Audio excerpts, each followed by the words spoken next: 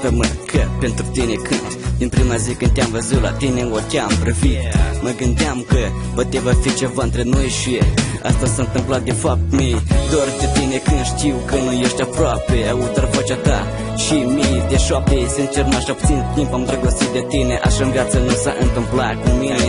M-am mirat când am simțit că te iubesc. Fără tine clipă din viață nu pot să trăiesc. Am primit o scrisoare din cer unde scria să am grijă de tine, să nu te pierd cumva în această viață nebună. Nu vreau să fiu diferit, singurul ce vreau cum e să te sărut, să te cuprind. Problemele care le-am avut au trecut, au dispărut. Acum vreau să fiu cu tine și tu trebuie să uit.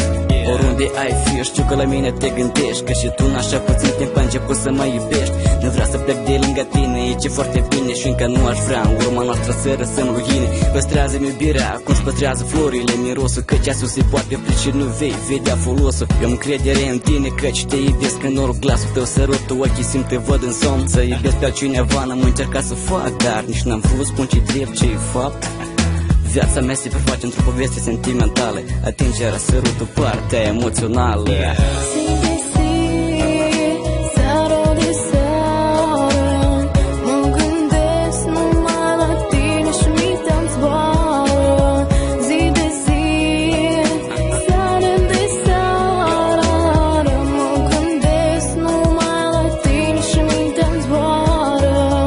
Singura ce poate aduce fericirea, număr zilele de când mi-ai adus iubirea. Și doar două vorbe a spune că te iubesc. Înțelegi că sunt îndrăgostit, nu vreau să greșesc. Ești singura fată ce mi-a plăcut așa de mult. Unii spun că m-am schimbat într-un necunoscut, dar eu nu înțeleg, parcă am rămas la fel. Sigur cred că poate iubirea m-a schimbat astfel. Vreau să fiu același pe care îl cunoști, să fim împreună chiar dacă nu te mai întorci. Poate vei pleca, da, eu voi regreta, căci fără tine n-are rost să-mi trăiesc viața.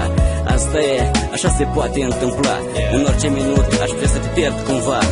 N-aș dori așa ceva, o știi și tu. Îți mulțumesc ție și celor pentru ce faceți pentru mine.